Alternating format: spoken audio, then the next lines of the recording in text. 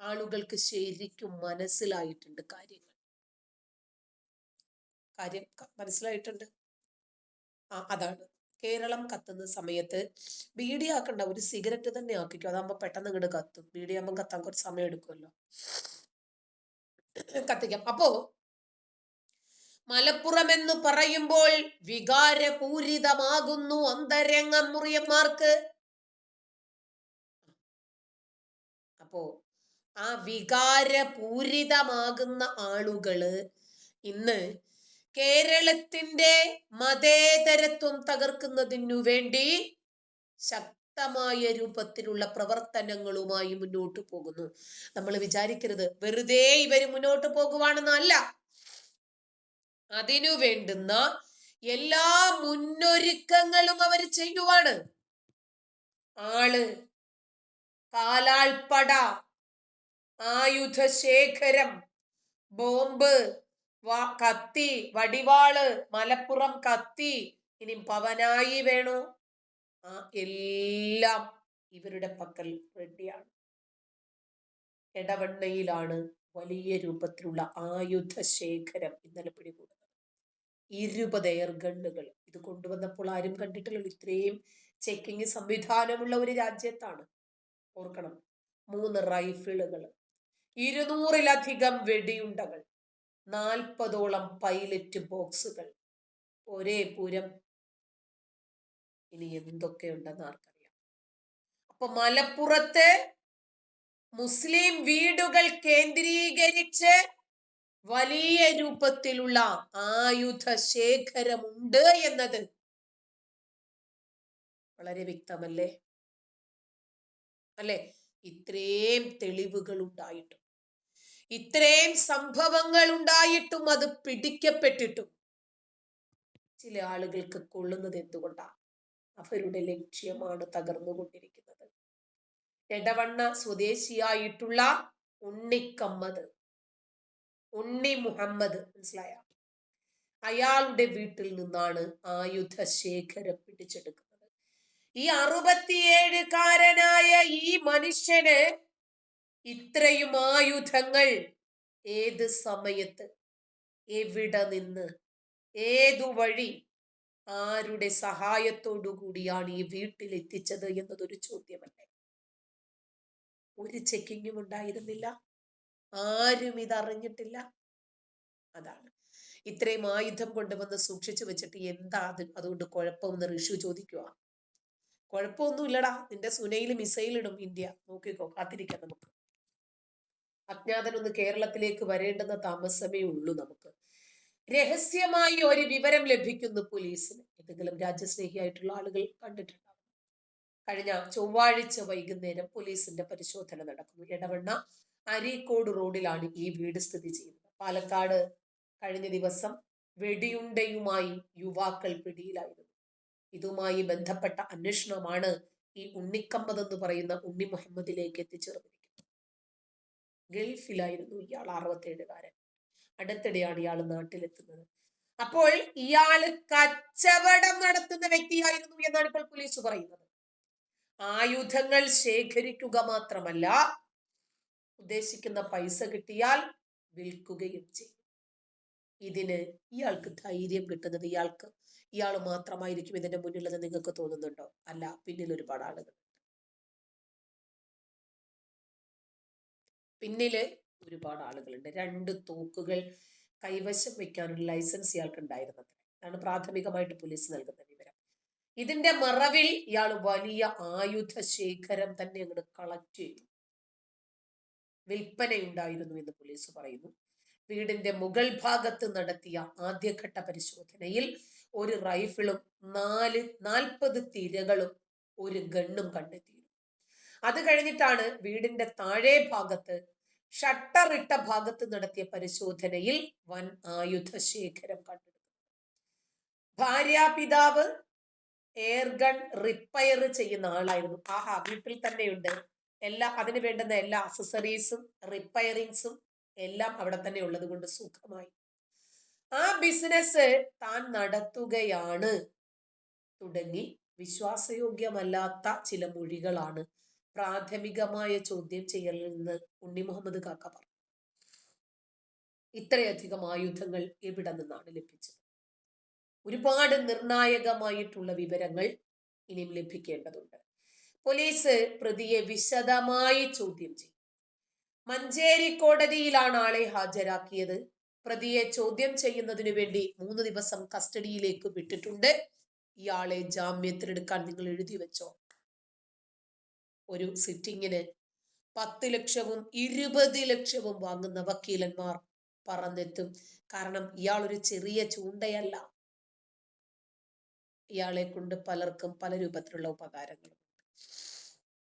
67ാമത്തെ വയസ്സിൽ ഇയാൾ ഇത്രയും ആയുധങ്ങൾ, കേരളം കത്തിക്കത്തക്ക രൂപത്തിലുള്ള ആയുധങ്ങൾ സൂക്ഷിച്ചെങ്കിൽ നല്ല സമയത്ത് ഇയാൾ എന്തൊക്കെ ചെയ്തിരിക്കുമെന്നൊന്ന് ചിന്തിച്ചു നോക്കാം.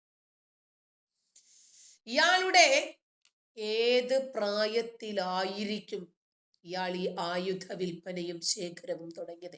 ഇപ്പൊ 2 പേരെ പിടിച്ചത് കൊണ്ട് മാത്രമല്ലേ ഇപ്പോൾ പുറത്തു വന്നത് ഇക്കാര്യങ്ങൾ?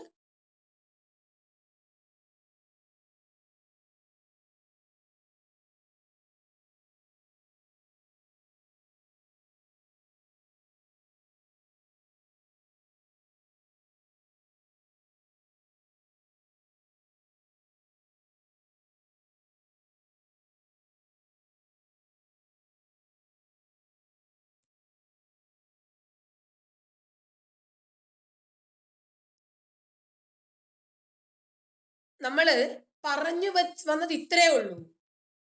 നോക്കണം. കണ്ടോ, അയാളുടെ പേര് വരെ മാറ്റി. ഉണ്ണി മുഹമ്മദ്, ഉണ്ണി കമ്മത്, എന്നിട്ട് കമ്മത്തല്ലേന്ന്. അല്ലെങ്കിലും നമ്മൾ അങ്ങനെ തന്നെയാ. ഏതൊരു കാര്യത്തിലും പിടിക്കപ്പെട്ട് കഴിഞ്ഞാൽ പെട്ടെന്ന് അവരുടെ പേര് ഹൈന്ദവ ക്രൈസ്തവ നാമമായിട്ട് നമ്മൾ അങ്ങോട്ട് മാറ്റും.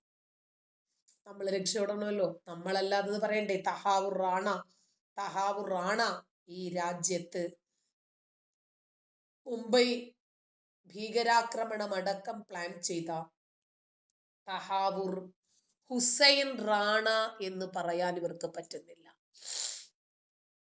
തഹാവൂർ ഹുസൈൻ എന്ന് പറഞ്ഞു കഴിഞ്ഞാൽ ഇയാളുടെ മതം വ്യക്തമാകത്തില്ലേ? അതുകൊണ്ട് അത് പറയാൻ പറ്റില്ല.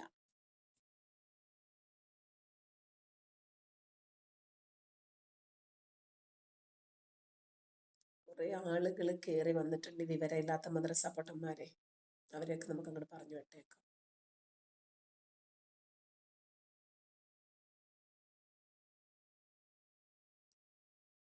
ഇവരെ സെക്ഷുവലി ഡിപ്രസ്ഡ് ആണ് പൊതുവെ മുറിയന്മാർ. സുനയുടെ അറ്റം മുറിച്ച് കളയുന്നത് കൊണ്ട് തന്നെ ഇവർക്ക് നല്ല രൂപത്തിലൊരു സാറ്റിസ്ഫാക്ഷൻ കിട്ടുന്നില്ല എന്ന് തോന്നുന്നു. അതുകൊണ്ട് ആരെ കിട്ടിയാലും ഒന്ന് ചെയ്താലോ എന്ന് തോന്നുന്ന രൂപത്തിലുള്ള ആളുകൾ. അവസരം കിട്ടിയാൽ അമ്മയെയും കളിക്കുന്ന ഒരു വിഭാഗം ആളുകൾ. അതൊന്നും പറഞ്ഞിട്ട് കാര്യമില്ല.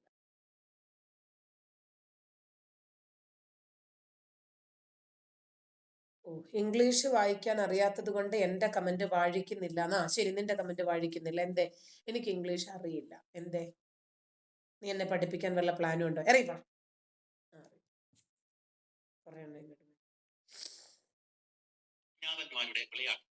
ഈ അജ്ഞാതന്മാര് ഇന്ത്യയെ എതിർക്കുന്ന, ഇന്ത്യക്ക് ഇട്ട് എന്തോ പണിയണം എന്നാഗ്രഹിക്കുന്ന ആളുകൾ അത് ഡിക്ലെയർ ചെയ്യുന്ന താമസമേ ഉള്ളൂ. അവൻ്റെയൊക്കെ നെഞ്ചിൽ പൂവ് വെച്ച്, മൂക്കിൽ പഞ്ഞി വെച്ച്, കയ്യും കാലും കൂട്ടിക്കെട്ടി ഒന്ന് കൊണ്ടുപോയി കിടത്തും. മുഹമ്മദ് മെഹറൂഫെ, ഉമ്മ നായുടെ അടുത്ത് പോയിട്ട് നിന്നെ ഉണ്ടാക്കിയതാണോ, അതോ വാപ്പാടെ അടുത്തേക്ക് പട്ടി വന്നിട്ട് വാപ്പ ഉണ്ടാക്കി കൊടുത്തതാണോ? ഉറപ്പിക്കണം കേട്ടോ. ഉമ്മയുടെ വാപ്പയുടെ ചോദിച്ചിട്ട് ഉറപ്പിച്ചാൽ മതി. കാരണം അവർക്കാണ് 100% ഇതിന്റെ യാഥാർത്ഥ്യം എന്താണെന്ന് പറയാൻ പറ്റുള്ളൂ കേട്ടോ. അതുകൊണ്ട് ചോദിച്ചിട്ട് ഓർക്ക്. എന്നിട്ട് ബർത്ത് സർട്ടിഫിക്കറ്റിൽ വാപ്പയുടെ ഭാഗത്ത് നായെന്ന് വെച്ചാൽ മതി കേട്ടോ.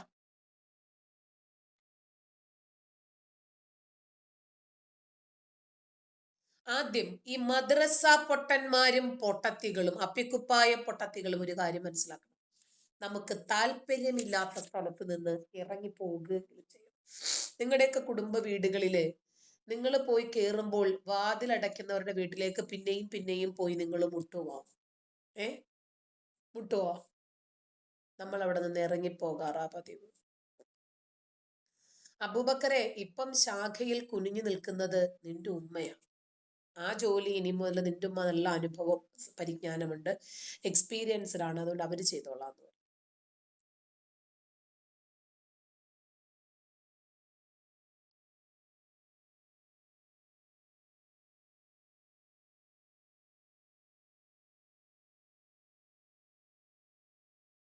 ക്ഷമിക്കണം, ഇവരുടെ കമന്റ് വായിക്കണ്ട, നമുക്ക് ഇവരെ പറഞ്ഞു വിട്ടേക്കാം.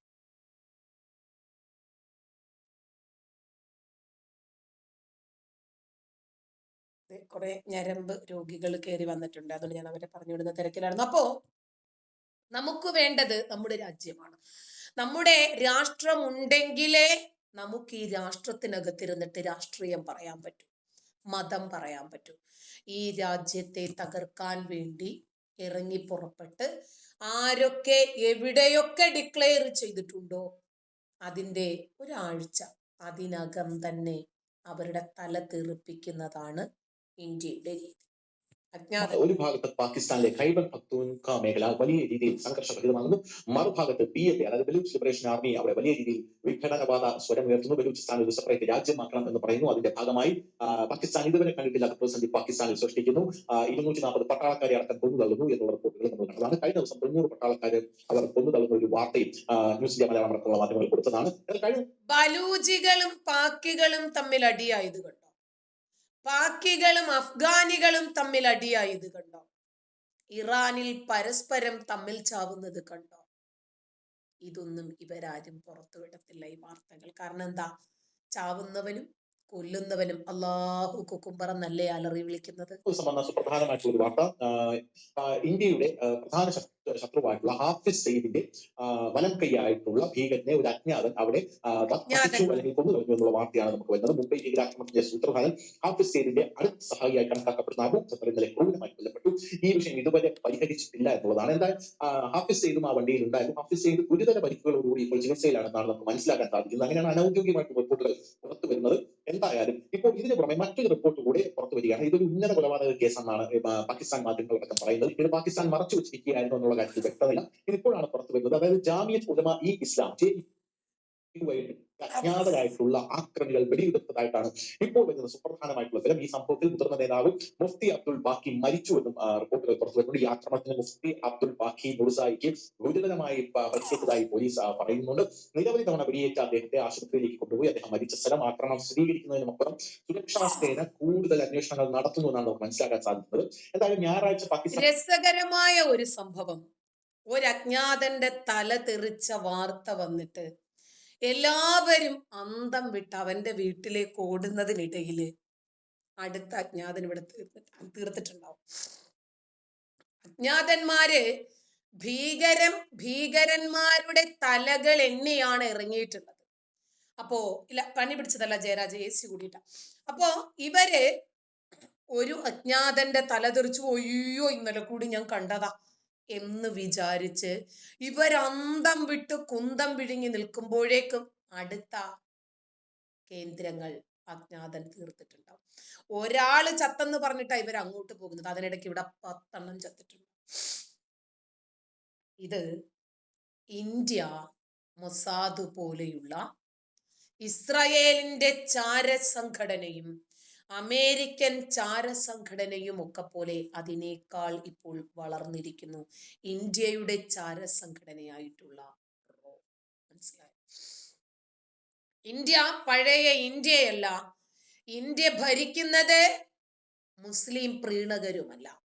മുസ്ലിങ്ങളെ സുഖിപ്പിക്കുന്ന, അവർക്കൊരു വേദനയുണ്ടാകരുത് എന്ന് ആഗ്രഹിക്കുന്ന, അവരുടെ വേദനയിൽ നെഞ്ചിലിടിച്ചു വിലപിക്കുന്ന, ഈ രാജ്യത്തിന്റെ മതേതരത്വവും സ്വാതന്ത്ര്യവും ഒക്കെ മുറിയന്മാരുടെ കാൽക്കീഴിൽ കൊണ്ടുപോയി എഴുതി വെച്ചു കൊടുക്കുന്ന ആളുകളല്ല ഇന്ന് ഈ സ്വതന്ത്ര ഭാരതം ഭരിക്കുന്നത്.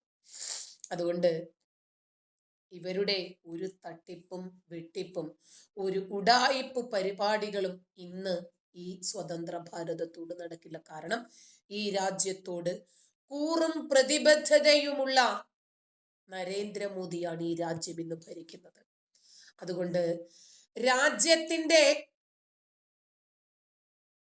ഈ രാജ്യത്തിന്റെ നിലനിൽപ്പ് നരേന്ദ്രമോദിയെ സംബന്ധിച്ചിടത്തോളം അദ്ദേഹത്തിന് പ്രശ്നമാണ്.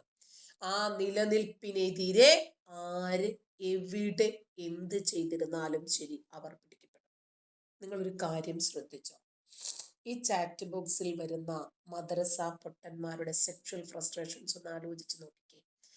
ആരാന്റെ അമ്മയെ കളിക്കാൻ ചോദിക്കുന്നവർ സ്വന്തം ഉമ്മയെ കളിച്ച് എക്സ്പീരിയൻസ്ഡ് ആയിട്ടുള്ള ആളുകളല്ലേ? അല്ലേ?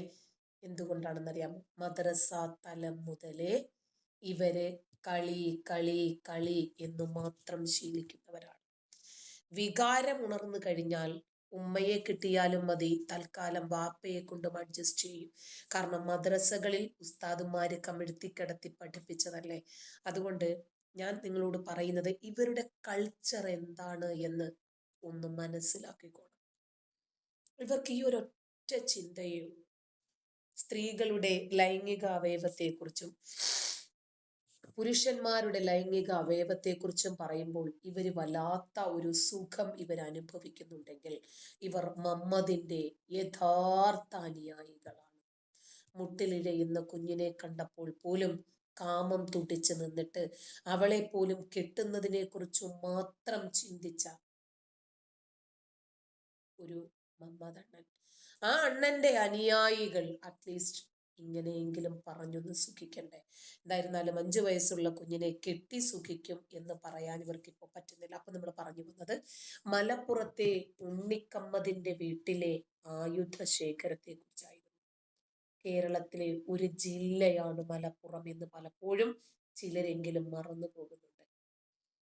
ഇവര് വിചാരിക്കുന്നത് മുറിയന്മാരുടെ പ്രത്യേകമായിട്ടുള്ള മിനി പാകിസ്ഥാനാണ്, അവർക്കങ്ങനെ കുത്തകയായിട്ട് കൊടുത്തിട്ടുള്ളതാണ്, മലബാറിന്റെ അട്ടിപ്പേർ അവകാശം ഇവരുടെ കയ്യിലാണെന്നാണ് ഇവര് വിചാരിക്കുന്നത്. ഉടനെ തന്നെ അത് തിരുത്തി എഴുതപ്പെടുന്നു. കേരളം ഒരു കേന്ദ്രഭരണ പ്രദേശമായി മാറുന്നത് അതിവിദൂരമല്ല, ഉറപ്പ്. കാരണം അതിന്റെ എല്ലാ അലയൊലികളും നരേന്ദ്രമോദി അറിയുന്നു, കാണുന്നു, അതിന്റെ പണി തുടങ്ങിയും കഴിഞ്ഞു എന്നറിയുന്നു. ഇനി അജ്ഞാതന്മാര് ബംഗാളികളുടെ വേഷത്തിലും ചിക്കൻ കടക്കാരുടെ വേഷത്തിലും ഇവിടെ ഉണ്ടാകും കേട്ടോ. പോപ്പുലർ ഫ്രണ്ടിനെ വീഴ്ത്തിയത് എങ്ങനെയായിരുന്നു? ബംഗാളികളുടെ വേഷത്തിലായിരുന്നില്ലേ? നമ്മുടെ ടീംസ് അങ്ങോട്ട് അഴിഞ്ഞാടിയത് NIA ഉദ്യോഗസ്ഥർ. അതുപോലെ അതിവിദൂരമല്ല. സ്വർണ്ണക്കടത്തും കള്ളപ്പണവും യഥേഷ്ടം വന്നിറങ്ങുന്ന മലബാറിന്റെ മണ്ണിൽ ഈ പണക്കൊഴുപ്പിൽ എല്ലാം നിങ്ങൾക്ക് കൈപ്പിടിയിൽ ഒതുക്കാമെന്ന് വിചാരിക്കരുത്, നടക്കില്ല. ഇതിന്റെ പിന്നിൽ പ്രവർത്തിക്കുന്ന ആളുകളുടെ ലക്ഷ്യം ഇസ്ലാം മത രാജ്യം ഉണ്ടാക്കുക എന്നതല്ലേ? നരേന്ദ്രമോദി ഇരിക്കുന്നിടത്തോളം അത് നടക്കുമോ എന്നതൊരു ചോദ്യമാണ്. ഇങ്ങനെ ഉണ്ടാക്കുന്ന മലദ്വാർ ഗോൾഡും ഉമ്മറം ഗോൾഡും അതുപോലെ ഇവര് കൊണ്ടുവരുന്ന മയക്കുമരുന്ന്, ഇതിന്റെ ഒക്കെ പണം ഇവര് തീവ്രവാദ പ്രവർത്തനങ്ങൾക്കാണ് ഉപയോഗിക്കുന്നത്. ക്ലാരിറ്റി ഇല്ലാത്ത ചാരിറ്റിക്ക് വേണ്ടിയിട്ട് നന്മ മരങ്ങൾ കോടികൾ കൊണ്ടുവന്ന് വിതറുന്നതും തീവ്രവാദ പ്രവർത്തനങ്ങൾക്കാണ്. അന്വേഷണ ഏജൻസികൾ തന്നെ പല തവണകളിലായി തുറന്നു പറഞ്ഞിട്ടുള്ള വസ്തുതകളാണ്. ഇനി ഈ രാജ്യത്തിനു വേണ്ടി സംസാരിക്കുമ്പോൾ, ഈ രാജ്യത്തിന്റെ പുരോഗതിയും വളർച്ചയെ കുറിച്ചിട്ടും നമ്മൾ സംസാരിക്കുമ്പോൾ, തീവ്രവാദികൾക്കെതിരെ സംസാരിക്കുമ്പോൾ ആർക്കെങ്കിലും കുരു പൊട്ടുന്നുണ്ടെങ്കിൽ മനസ്സിലാക്കിയാ മതി, അവനൊരു ഇരുമ്പ് നിക്കറിട്ട ഭീകരനാണ്. എപ്പോഴാണ് പൊട്ടിത്തെറിക്കേണ്ടത് എന്നത് മാത്രമേ അവൻ ചിന്തിക്കുന്നുള്ളൂ. കാരണം പൊട്ടിത്തെറിച്ച് പോയാലും അവർക്കിനിപ്പോ ഊറികൾ അവിടെ ഇരിക്കുന്നത് കൊണ്ട് ആ കഷ്ടപ്പാടൊന്നും വേസ്റ്റ് ആകത്തില്ലല്ലോ.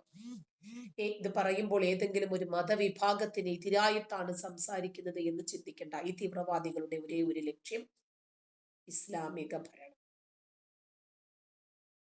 എന്നിട്ട് അവിശ്വാസികളായിട്ടുള്ള ആളുകളെ, ഇസ്ലാം മതത്തിൽ നിന്നും വേറിട്ട് നിൽക്കുന്ന ആളുകളെ അടിമകളാക്കി മാറ്റി അവരെ നിയന്ത്രിച്ചു മുന്നോട്ട് കൊണ്ടുപോകാൻ പറ്റും. അധികാരം, ആധിപത്യം നമുക്ക് മാത്രം. ഇത്തരം നീക്കങ്ങൾ ഈ ജനാധിപത്യ രാജ്യത്ത് വച്ച് പൊറുപ്പിക്കാൻ പറ്റില്ല. മലപ്പുറം ജില്ലയിലെ സ്വർണ്ണക്കടത്തും കള്ളപ്പണവും ഇതൊക്കെ നടക്കുന്നു എന്നത് പകൽ പോലെ സത്യമാണല്ലോ. അത് മുസ്ലിം സമുദായത്തെയാണ് നിങ്ങൾ ഉദ്ദേശിച്ചത്. ജഗതി പറയുന്നത് പോലെ ഇത് എന്നെയാണ് ഉദ്ദേശിച്ചത്, എന്നെ തന്നെയാണ് ഉദ്ദേശിച്ചത്, എന്നെ മാത്രമാണ് ഉദ്ദേശിച്ചത് എന്ന് പറയുമ്പോൾ നിങ്ങൾക്ക് കൊള്ളുന്നുണ്ടെങ്കിൽ നിങ്ങളാണ് അതിന്റെ ആൾ. ഇത് പറയുമ്പോൾ എങ്ങനെയാ മുസ്ലിം സമുദായത്തെ അധിക്ഷേപിക്കലാകുന്നത്? ഇത് പറയുമ്പോൾ എങ്ങനെയാണ് മലപ്പുറം ജില്ലയെ ആക്ഷേപിക്കലാകുന്നത്? ഇത് വ്യാഖ്യാനിക്കുന്നവരുടെ ഉദ്ദേശശുദ്ധി എന്താണ് എന്ന് നിങ്ങൾക്ക് തന്നെ ചിന്തിച്ചാൽ മനസ്സിലാകും. ഇതാണ് ഇവരുടെ രീതിയാണിത്. ഈ ലോകം മുഴുവനും ഇസ്ലാമിന്റെ കാൽ കീഴിൽ കൊണ്ടുവരിക എന്നതിന്റെ ഭാഗമായി എന്തൊക്കെ ചെയ്യാമോ അതെല്ലാം ചെയ്യണം എന്നത് ഇവരുടെ രഹസ്യവും പരസ്യവുമായിട്ടുള്ള അജണ്ടകൾ. ഇവര് ലവ് ജിഹാദിലൂടെ ആണെങ്കിലും നാർക്കോട്ടിക് ജിഹാദിലൂടെ ആണെങ്കിലും ഇവര് ഒരു മതവിഭാഗത്തെ മാത്രം വളർത്തിയെടുക്കുകയും മറ്റുള്ളവരെ ഒക്കെ ഇല്ലാതാക്കാൻ ശ്രമിക്കുകയും ചെയ്യുന്നതിന്റെ സാരാംശം എന്താണ് എന്ന് ആലോചിച്ചാൽ മതി, മനസ്സിലാകും. കുറച്ച് ലൈംഗിക തൊഴിലാളികൾ വന്നിട്ടുണ്ടെന്ന് പറഞ്ഞു വിടട്ടേട്ടാ. ലിംഗബുദ്ധിക്കാരാണ്.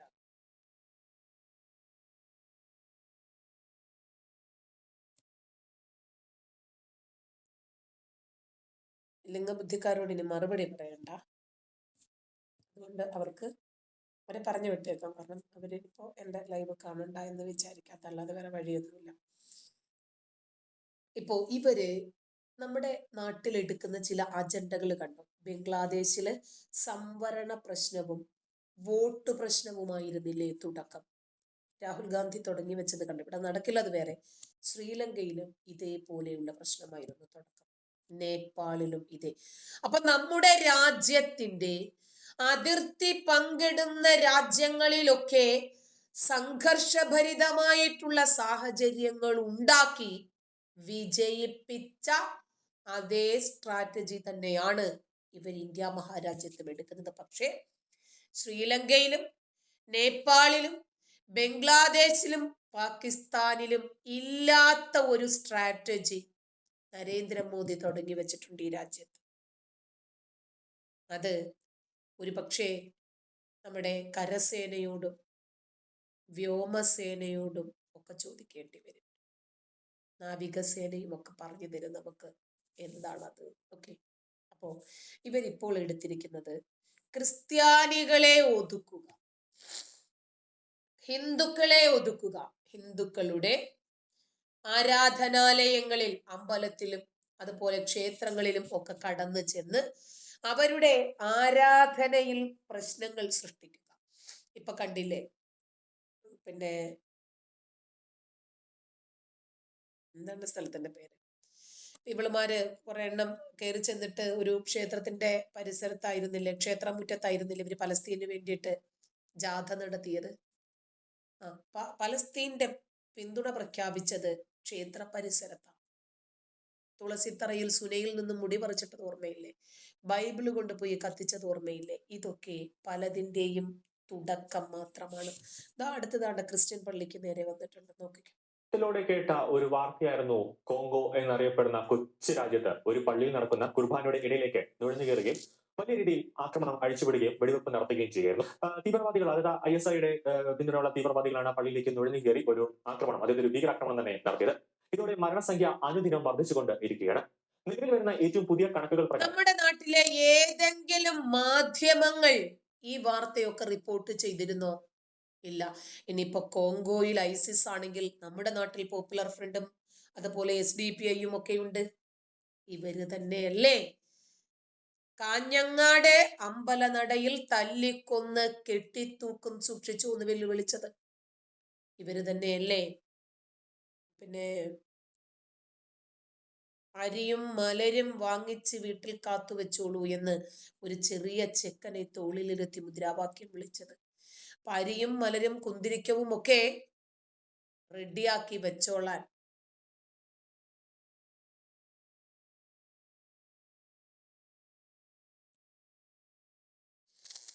49 പേർക്ക് ജീവൻ നഷ്ടപ്പെടുകയും അതിൽ 9 പേർ കുട്ടികളും. അതാണ് ഏറ്റവും ഒരു വിഷമം ഉണ്ടാക്കുന്ന ഒരു വാർത്ത. അതാണ് ഈ കൊലപാതക ചിത്രം ഏറ്റവും കൂടുതൽ ഒരു ഹൈലൈറ്റ് ആയി നിൽക്കുന്ന ഒരു കാര്യം എന്ന് പറയുന്നത്. കൊച്ചുകുട്ടികളെ പോലും ഇവർ വിട്ടില്ല, അത് വെറുതെ വിട്ടില്ല എന്നുള്ളതാണ് മനസ്സലിയിപ്പിക്കുന്ന ഒരു കാര്യം. അതിന് ചെറുതെന്നോ വലുതെന്നോ വ്യത്യാസമില്ലാതെ എതിർക്കുന്ന എല്ലാവരെയും ഇല്ലാതാക്കിയ പാരമ്പര്യമുള്ള മമ്മദിന്റെ ഗുണ്ടകളല്ലേ? ഇതിൽ കൂടുതലൊന്നും പ്രതീക്ഷിക്കണം. ഏതായാലും ISISന്റെ പിന്തുണയുള്ള, അതായത് ഇസ്ലാമിക് സ്റ്റേറ്റിന്റെ പിന്തുണയുള്ള ഭീകരരാണ് ആക്രമണം നടത്തിയത്. ADF എന്ന ഭീകര സംഘടനയാണ് ആക്രമണത്തിന് ചുക്കാൻ പിടിച്ചത്. അതായത് അലൈഡ് ഡെമോക്രാറ്റിക് ഫോഴ്സ് എന്നാണ് ഇതിന്റെ പൂർണ്ണരൂപം. 1990-കളിൽ ഈ സംഘടന ഉഗാണ്ടയിൽ, അതായത് കോങ്കോവിന് സമീപമുള്ള മറ്റൊരു രാജ്യമാണ് ഉഗാണ്ട, ആ രാജ്യത്ത് രൂപം കൊണ്ട ഒരു സംഘടനയാണ്. അതിനുശേഷമാണ് കോങ്കോയിലേക്ക് ഇവർ കടന്നു കയറിയത്. കേവലം 10% മാത്രം മുസ്ലിം ജനസംഖ്യ ഉള്ള കോങ്കോ ഒരു ഇസ്ലാമിക രാജ്യമാക്കി മാറ്റണമെന്ന മുദ്രാവാക്യം 10% ഇവർ ഈ ഗതിയാണെങ്കിൽ ഒരു 20%, 50%, 60% ഒന്ന് ചിന്തിച്ചു നോക്ക്. എന്തുകൊണ്ടാണ് ഞാനിത് പറയുന്നത് എന്ന് അപ്പോഴേ നിങ്ങൾക്ക് മനസ്സിലാവും. ത്തോടെ അവിടെ പ്രവർത്തിക്കുന്ന ഒരു ഭീകര സംഘടനയാണ് ഈ ADF അഥവാ അലൈഡ് ഡെമോക്രാറ്റിക് ഫോഴ്സ്. ഈ ഭീകര സംഘടനയ്ക്ക് വേണ്ട എല്ലാ പിന്തുണയും നൽകുന്നത് ISIS ആണ്.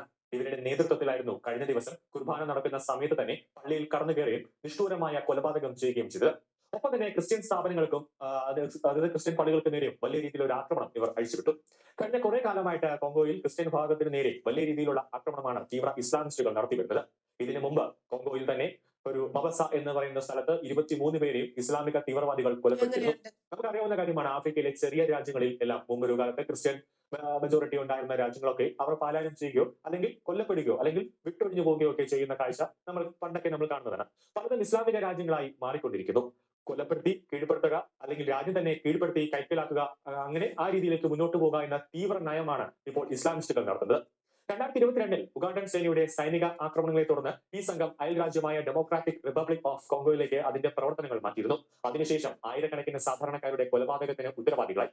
2019-ൽ അവർ ഇസ്ലാമിക് സ്റ്റേറ്റിനോട് ചേർന്ന് പ്രവർത്തിക്കാൻ തുടങ്ങി. ഈ കിഴക്കൻ ആഫ്രിക്കൻ രാജ്യത്ത് ഒരു ഇസ്ലാമിക സർക്കാരിനെയാണ് ADF-ന്റെ നേതൃത്വം വിഭാവനം ചെയ്യാൻ ശ്രമിക്കുന്നത്. News desk. ഇവര് 10% ക്രിസ്ത്യൻ മെജോറിറ്റി മേഖലകളിലേക്ക് കയറിയിട്ട് ഇവർ ആവശ്യപ്പെടുന്നത് ഒന്നുകിൽ കൊല്ലപ്പെടാൻ തയ്യാറാവുക, അതല്ലെങ്കിൽ നാടുപേക്ഷിച്ച് അവരുടെ രാജ്യത്ത് കയറി ചെന്നിട്ടാണേ നാടുപേക്ഷിച്ച് പോകുക, അതല്ലെങ്കിൽ ഇസ്ലാമിലേക്ക് മതം മാറുക. എങ്ങനെയുണ്ട് ഇവരുടെ ഐഡിയ?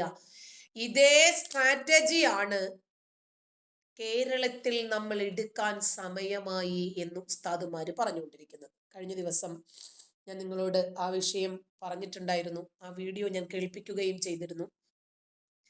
അല്ലെ, നിർമ്മല കോളേജിലെ നമസ്കരിക്കാൻ ഒരു റൂമുമായി ബന്ധപ്പെട്ട് വലിയ ഒരു വിഷയം നടന്ന സമയത്താണ് ആ വീഡിയോ വൈറലാകുന്നത്. നേരത്തെ പറഞ്ഞു വെച്ചതാണ്. നമ്മുടെ അലിയാർ കാസിമി, മക്കളെ, നമ്മളിപ്പോൾ മെജോറിറ്റി ആയിട്ടുണ്ട് കേരളത്തിൽ നമ്മളിപ്പോൾ 27% ഈ മുന്നറിയിപ്പ് എന്തിനു വേണ്ടിയാണ് എന്നൊന്ന് ചിന്തിച്ചു നോക്ക്. അരിയാഹാരം കഴിക്കുന്നവന് ഞാൻ പറയുന്നത് എന്താണ് എന്ന് മനസ്സിലാകും. എല്ലാവർക്കും അത് മനസ്സിലാകത്തില്ല. ഇവര് നമുക്ക് ആയുധമെടുക്കാൻ ഒരിക്കൽ കൂടി 1921 മാറാട് കലാപവുമൊക്കെ കേരളത്തിൽ ആവർത്തിക്കാൻ സമയമായി എന്ന് ഇവര് വീണ്ടും വീണ്ടും വീണ്ടും തെളിയിച്ചു കൊണ്ടിരിക്കുകയാണ്. ഇവര് വീണ്ടും അത് മുസ്ലിം സമുദായത്തെ മനസ്സിലാക്കിക്കൊണ്ട് ഇരിക്കുകയാണ്.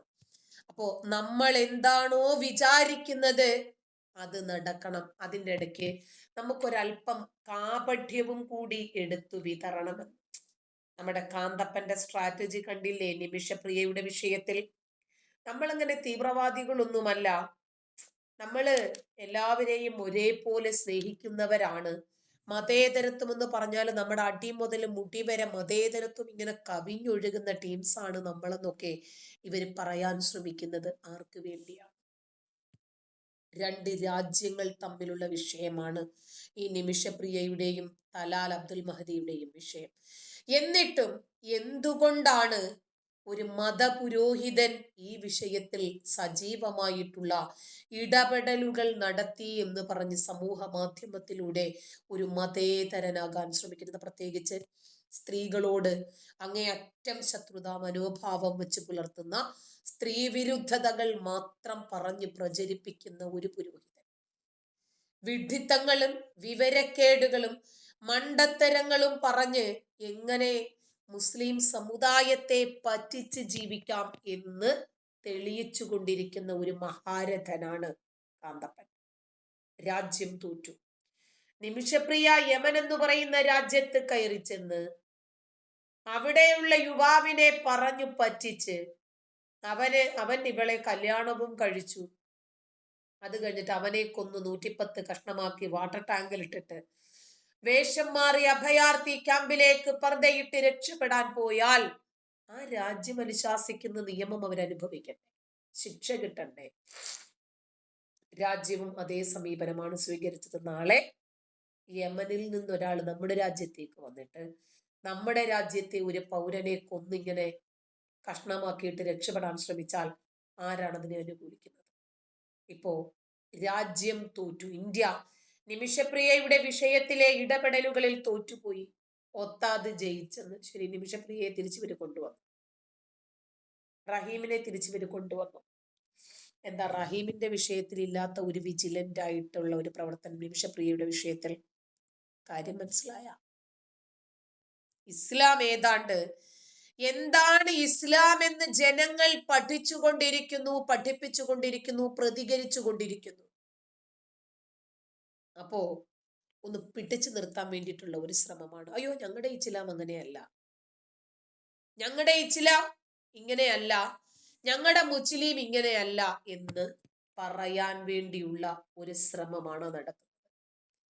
ഒരു ഭരണകൂടം നിലവിലില്ലാത്ത തീവ്രവാദ ഗ്രൂപ്പുകൾ വിഭജിച്ചെടുത്ത ഒരു രാജ്യത്ത് ഒരു മതപണ്ഡിതന് ഇങ്ങനെയൊക്കെ ഇടപെടാൻ സാധിച്ചു എന്നത് ആ രാജ്യത്തിന്റെ ഗതികെട്ട ഒരു നേരും നിറയുമില്ലാത്ത ഭരണത്തെയാണ് കാണിച്ചത്.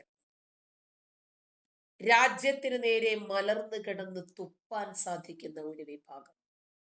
നിമിഷപ്രിയയെ വധശിക്ഷയ്ക്ക് വിധിച്ചത് ആ രാജ്യത്തെ നിയമപ്രകാരമാണ്. യമനിലെ ഹൂതി തീവ്രവാദികളാണ്. അത് ശരിയാണ് എന്ന് അംഗീകരിക്കുന്ന ലോകത്തിലെ ഏക രാജ്യം ഒരു പക്ഷെ ഇറാൻ മാത്രമായി. ഇറാനോ, ഇറാന്റെ പ്രസിഡന്റിന്റെ മേലെ ആയത്തുള്ള അലി ഖൊമേനി, അയാളുടെയും മേലെയാണെന്ന് തോന്നുന്നു നമ്മുടെ കാന്തപ്പൻ. ഈ ലോകത്തെ സകലമാന തീവ്രവാദങ്ങളെയും ചൂണ്ടുവിരൽ കൊണ്ട് നിയന്ത്രിക്കുന്ന ആയത്തുള്ള അലി ഖൊമേനിയുടെ കയ്യിലാണ് പരമാധികാരം ഇരിക്കുന്നത്.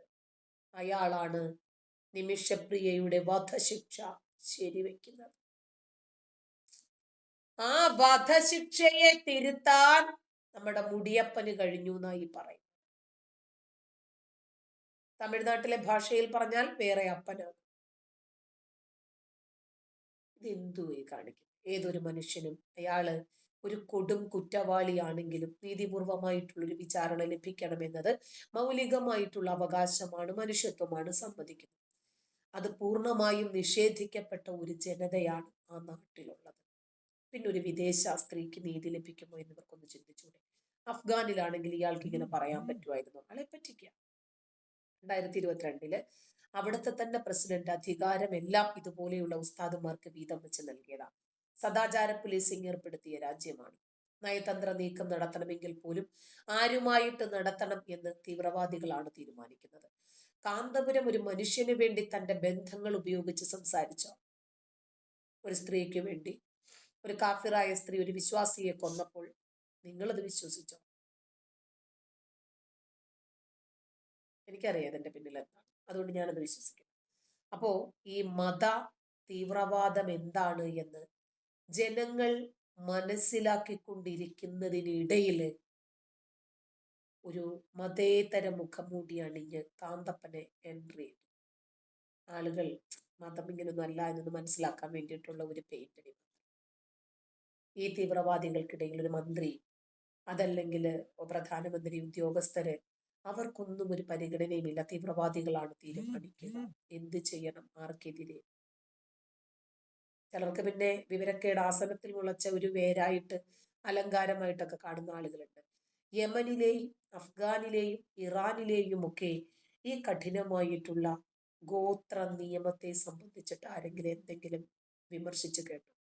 ഗോവിന്ദചാമിയൊന്നും ഇപ്പൊ ജീവിച്ചിരിക്കേണ്ടവനെയാണ്. 5 വയസ്സുള്ള ചാന്ദിനിയെ ബലാത്കാരം ചെയ്തു കൊന്ന അഷ്ഫാകാലമുണ്ടല്ലോ, ജീവിച്ചിരിക്കേണ്ടവനല്ല. ഉമ്മയെയും അനിയനെയും പ്രേമിച്ച പെണ്ണിനെയും ഉൾപ്പെടെ വാപ്പയുടെ ഉമ്മയെയും വാപ്പയുടെ അനിയനെയും അനിയന്റെ ഭാര്യയെയും ഒക്കെ കൊന്ന അഫാൻ ഉൾപ്പെടെയുള്ള ആളുകളൊന്നും ഇന്ന് സൂര്യപ്രകാശം കാണുമായിരുന്നു. സ്വന്തം മകളെ ബലാത്സംഗം ചെയ്ത് കൊന്നാൽ പോലും ബ്ലഡ് മണി കൊടുത്ത് രക്ഷപ്പെടാൻ പറ്റും എന്നുള്ള ഒരു മൂഞ്ചിയ നിയമമുള്ള അലവലാദികൾ ഭരിക്കുന്ന ഒരു രാജ്യം. ജനാധിപത്യം, ജുഡീഷ്യറി, സ്വാതന്ത്ര്യം, നിസ്സഹായാവസ്ഥ, നിരപരാധിത്വം, ഇവരെ സംബന്ധിച്ചിടത്തോളം അതൊന്നും ഒരു വിഷയമല്ല. നിങ്ങൾ എവിടെയെങ്കിലും ഈ നിയമത്തിനെതിരെ ആരെങ്കിലും സംസാരിച്ച് നിങ്ങൾ കേട്ടിരുന്നോ? ഇല്ല. കിങ് ഓഫ് കിങ് നമുക്ക് കാണാം. ഇനിയിപ്പോ മലപ്പുറം ഒന്നാമത്തെ ലക്ഷ്യം മാത്രമാണ്. മലപ്പുറത്ത് കൊണ്ടുവന്ന ആയുധങ്ങൾ സൂക്ഷിച്ചിട്ടുണ്ടെങ്കിൽ അത് മലപ്പുറത്ത് പ്രയോഗിക്കാനായിരിക്കില്ല എന്നെങ്കിലും അറ്റ്ലീസ്റ്റ് നമ്മളൊന്ന് മനസ്സിലാക്കണം. ഒന്ന് ആലോചിച്ച് നോക്കിക്കോ. ഈ ശരീഅത്ത് നിയമം നമ്മുടെ രാജ്യത്ത് കൊണ്ടുവരുന്നതിനു വേണ്ടിയാണ് ഇവർ കിണഞ്ഞു പരിശ്രമിച്ചു കൊണ്ടിരിക്കുന്നത്. നമ്മുടെ രാജ്യത്ത് ഇറാനിലെ പോലെ, അതല്ലെങ്കിൽ പലസ്തീനിലെ പോലെ, അഫ്ഗാനിലെ പോലെ ഒരു ശരീഅത്ത് നിയമം വേണം. എന്നാലാണ് യമനിൽ ഇപ്പോൾ ഇവര് ചെയ്തതുപോലെയൊക്കെയുള്ള കാര്യങ്ങൾ, സൗദി അറേബ്യയിൽ റഹീമിന് കിട്ടിയതുപോലെയുള്ള കാര്യങ്ങൾ ഇവർക്ക് ഈ രാജ്യത്ത് പ്രാവർത്തികമാക്കാൻ പറ്റും. മട്ടാഞ്ചേരിയിലെ ഒരു ബ്ലാക്ക് മണി മാഫിയ, അതെ അതെ അതെ, എനിക്ക് എവിടെയോ മൈൻഡില് വരുന്നുണ്ട്. ശരിയാണ്. അപ്പോൾ ഇവിടെ പാകിസ്ഥാനിലെ നിയമം തന്നെ നമുക്കറിയുന്ന വസ്തുതയാണ്. ചെറുതെന്നോ വലുതെന്നോ ഒന്നും യാതൊരു വ്യത്യാസവും ഇല്ലാത്ത രൂപത്തിലാണ് അവരുടെ നിയമങ്ങളെല്ലാം. ആരായിരുന്നാലും ശരി. ഇപ്പോ പാകിസ്ഥാനിലെ ഞാൻ കുറച്ച് നാള് മുമ്പ് ഒരു വാർത്ത കണ്ടിരുന്നു. കുറച്ച് നാള് മുമ്പെന്ന് പറഞ്ഞാല് പിന്നെ ഇതിപ്പോ സെപ്റ്റംബർ അല്ലേ, കഴിഞ്ഞ മാസം ഒരു 5-6 തീയതിയിൽ പുറത്തു വന്ന ഒരു വാർത്തയായിരുന്നു. പാകിസ്ഥാനില് 7 വയസ്സുള്ള ഒരു ബാലനെതിരെ തീവ്രവാദ കുറ്റം ചുമത്തിയ പോലീസിന്റെ ഒരു കേസിനെ സംബന്ധിച്ച് എന്ന് പറയുന്നത്, ഇതുപോലെ ഒരു നിയമവും ഇതുപോലെ ഒരു വ്യവസ്ഥിതിയും ഇതുപോലത്തെ ഒരു ഭരണകൂടവും നമ്മുടെ രാജ്യത്ത് കൊണ്ടുവരാനാണ് നമ്മുടെ നാട്ടിലെ തീവ്രവാദികൾ ശ്രമിക്കുന്നത് എന്നെങ്കിലും അറ്റ്ലീസ്റ്റ് ഒന്ന് മനസ്സിലാക്കാൻ വേണ്ടിയിട്ട്. ഇപ്പോ മനുഷ്യാവകാശ പ്രവർത്തകനായിട്ടുള്ള ഗുൽസാർ ദോസ്തിന്റെ പ്രസംഗം ഉൾപ്പെടുന്ന ഒരു വീഡിയോ യൂട്യൂബിൽ അപ്ലോഡ് ചെയ്തു എന്നതിന്റെ പേരിലാണ് ആ കുട്ടിക്കെതിരെ, 7 വയസ്സുള്ള കുട്ടി, അറിഞ്ഞോ അറിയാതെയോ ആയിരിക്കും അത് ഷെയർ ചെയ്യുക. നമ്മുടെ ചെറിയ മക്കളൊക്കെ ഫോൺ എടുത്തിട്ട് എന്തെങ്കിലുമൊക്കെ ഒപ്പിക്കാറില്ലേ, അതുപോലെ അത്രയും ഉണ്ടാകും. ഈ കുട്ടിയെ തീവ്രവാദിയായിട്ട്, ഈ കുട്ടി തീവ്രവാദം ചെയ്തു എന്നങ്ങട് മുദ്രകുത്തി. എന്നിട്ട് പോലീസ് നടപടിയെടുത്തു. അതിനെതിരെ പാകിസ്ഥാനിലെ മനുഷ്യാവകാശ കമ്മീഷൻ അപലപിച്ചിരുന്നു. ഈ നടപടിയെ ഗുരുതരമായിട്ടുള്ള മനുഷ്യാവകാശ ലംഘനമാണ് എന്നും രാജ്യത്ത് തീവ്രവാദ വിരുദ്ധ നിയമങ്ങൾ ദുരുപയോഗം ചെയ്യുന്നതിന്റെ തെളിവാണെന്നുമാണ് പാകിസ്ഥാനിലെ മനുഷ്യാവകാശ പ്രവർത്തക സംഘടന പറഞ്ഞത്. ബലൂചിസ്ഥാനിലെ കുട്ടിക്കെതിരെയാണ് തീവ്രവാദ കുറ്റം ചുമത്തിയത്. 7 വയസ്സുള്ള പ്രായപൂർത്തിയാകാത്ത ഒരു കുട്ടിക്കെതിരെ തീവ്രവാദ വകുപ്പുകൾ പ്രകാരം FIR രജിസ്റ്റർ ചെയ്യുന്നത് അങ്ങേയറ്റം അപലപനീയവും കടുത്ത മനുഷ്യാവകാശ ലംഘനവുമാണെന്നും നടപടി നിയമത്തിന്റെ അന്തർലീനതയ്ക്കും വിരുദ്ധം മാത്രമല്ല കുട്ടികളുടെ സംരക്ഷണം സംബന്ധിച്ച ദേശീയ അന്തർദേശീയ ബാധ്യതകളുടെ നഗ്നമായിട്ടുള്ള ലംഘനമാണെന്നും HRCP പുറത്തിറക്കിയ പ്രസ്താവനയിൽ പറഞ്ഞു. അടിസ്ഥാനരഹിതമായിട്ടുള്ള ഈ FIR ഉടനെ തന്നെ റദ്ദാക്കണമെന്നും കുട്ടിക്കും കുടുംബത്തിനും പീഡനത്തിൽ നിന്ന് സംരക്ഷണം നൽകണമെന്നും കുട്ടികളുടെ അവകാശങ്ങളെ കുറിച്ച് നിയമ നിർവഹണ ഏജൻസികൾക്ക് പരിശീലനം നൽകണമെന്നും മനുഷ്യാവകാശ സംഘടന ആവശ്യപ്പെടുന്നതായിട്ടാണ് ആ വാർത്ത വന്നത്. ഇത് കണ്ടപ്പോ ആ കുട്ടിയുടെ പേര് ഞാൻ മറന്നുപോയി. ഞാൻ മുമ്പ് ഒരു പോസ്റ്റ് എഴുതിയിട്ടുണ്ടായിരുന്നു. ആ കുട്ടിയുടെ പേരടിച്ചാൽ ഇപ്പോഴും എന്റെ ഫേസ്ബുക്ക് പേജിൽ കിടപ്പുണ്ട്. പക്ഷെ ഞാൻ ആ കുട്ടിയുടെ പേര് മറന്നുപോയി. എന്താണെന്നറിയില്ല. കാര്യം ഇങ്ങനെയാണ്. ആ കുട്ടി പിന്നെ പാകിസ്ഥാനിലാണ്. വീടിന്റെ മുറ്റത്ത് ഇങ്ങനെ കളിച്ചുകൊണ്ടിരിക്കുന്നതിനിടയില് ഇവര് 3-4 കുട്ടികളുണ്ട്. ആ കുട്ടി ബോൾ അടിച്ചു, ബോൾ എറിഞ്ഞു. ഈ കുട്ടി ബാറ്റ് കൊണ്ട് ബോൾ അടിച്ചപ്പോൾ അടുത്ത വീട്ടിലെ മുറ്റത്ത് കിടന്ന കാറിന്റെ ചില്ലിൽ ബോൾ കൊണ്ടു, ചില്ല് പൊട്ടി. ഇയാള് പെട്ടെന്ന് പോലീസിനെ വിളിച്ചു. പോലീസ് വന്നു. ആ കുട്ടിക്ക് അന്ന് 7 വയസ്സായി. 7 വയസ്സ് പറഞ്ഞപ്പോഴാണ് എനിക്കത് ഓർമ്മയായത്. കുട്ടിയുടെ ഓർമ്മ ഉണ്ട്, എനിക്ക് ഓർമ്മ ഉണ്ടെങ്കിൽ ഞാൻ എടുത്തു തരാൻ കേട്ടോ പോസ്റ്റ്. അപ്പോ അങ്ങനെ പിന്നെ ഈ കുട്ടി ഉടനെ തന്നെ പോലീസ് വന്നപ്പോഴേക്ക് ഈ കുട്ടി ഓട്ടിപ്പോയിട്ട് ഉമ്മയുടെ പുറകിൽ ഇങ്ങനെ ഒളിച്ചിരുന്നു.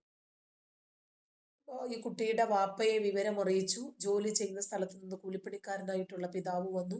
മാതാവിനെതിരെയും പിതാവിനെതിരെയും കുറ്റം ചുമത്തി. വാപ്പ പറഞ്ഞു, ഗ്ലാസ് ഞാൻ ഇട്ട് തരാം, പോരാ, അവനെ ശിക്ഷിക്കുക തന്നെ ചെയ്യണമെന്ന് പറഞ്ഞ് ഇയാൾ ബഹളം ഉണ്ടാക്കി. ആ കുട്ടിക്ക് 18 വയസ്സാകുന്നതിന്റെ അന്ന് ആ കുട്ടിയെ തൂക്കിക്കൊല്ലാൻ വിധിച്ചു. ബോളടിച്ചതാ.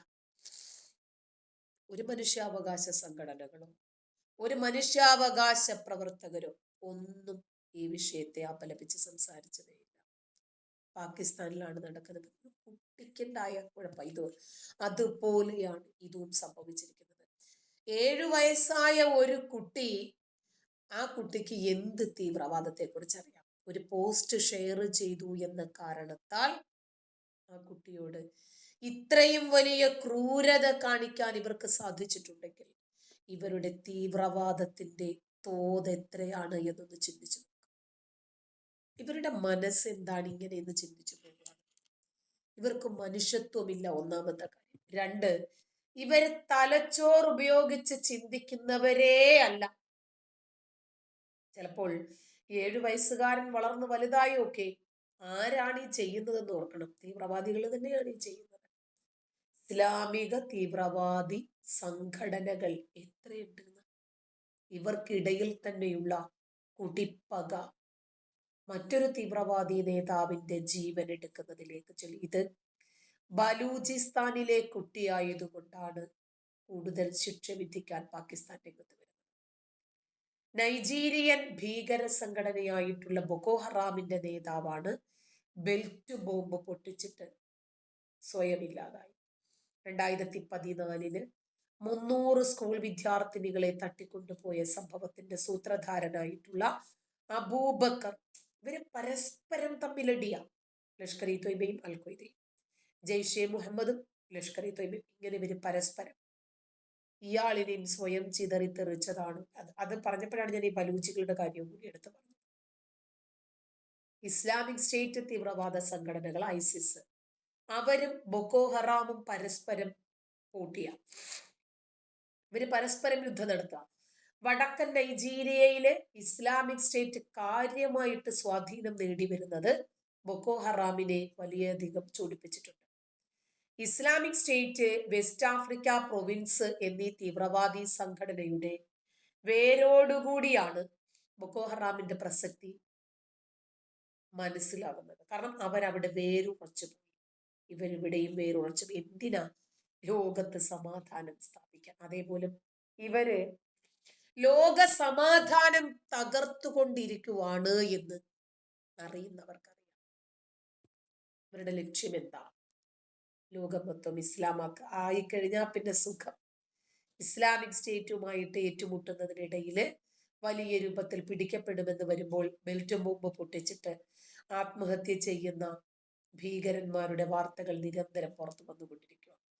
ലോകത്തിൽ ഏറ്റവും അധികം തമ്മി തല്ലി ചത്തുകൊണ്ടിരിക്കുന്ന ഒരു വിഭാഗം യമന്റെ സമുദായമാണ്. ഇങ്ങനെ പിന്നൊരു കാര്യമുണ്ട്, നമ്മളെ സംബന്ധിച്ച് നോക്കിയാൽ ഒരുത്തൻ തീർന്നാൽ അത്രയും നല്ലത് എന്ന് ചിന്തിക്കുന്നവരാണ് നമ്മൾ. അത്രയുമെങ്കിലും ഭീകരവാദം ഇല്ലാതാകുമല്ലോ, അത്രേ ഉള്ളൂ. ഇവര് വളർന്നാലും ഇവരെവിടെ ചെന്ന് കേറിയിരുന്നാലും ശരി, ഇവരുടെ രീതികൾ ഇങ്ങനെയാണ്. ഇവർക്ക് മാത്രമേ ആധിപത്യം പാടുള്ളൂ, വേറെ ആരും അവിടെ ഉണ്ടാകരുത്.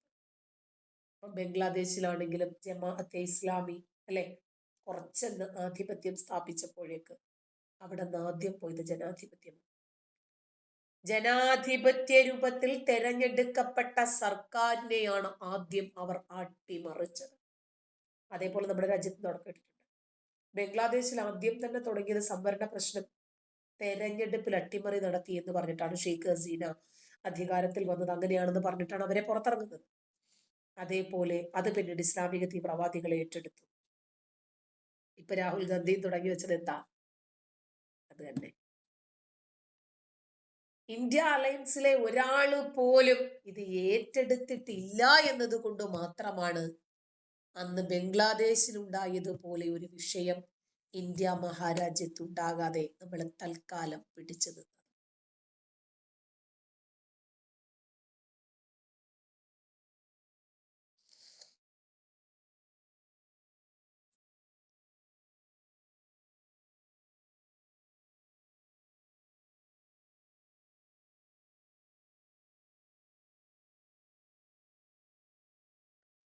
പിന്നെ റെനി 7 മണിക്ക് വരണേ, നമുക്ക് 7 മണിക്ക് ഇരിക്കാം.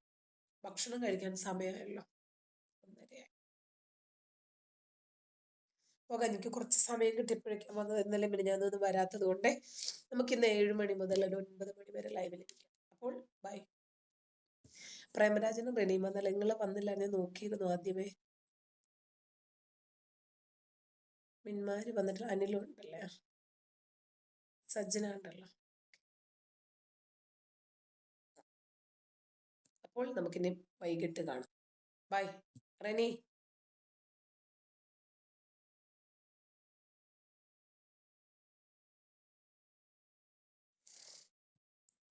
പ്രജിത്ത് ഹായ്.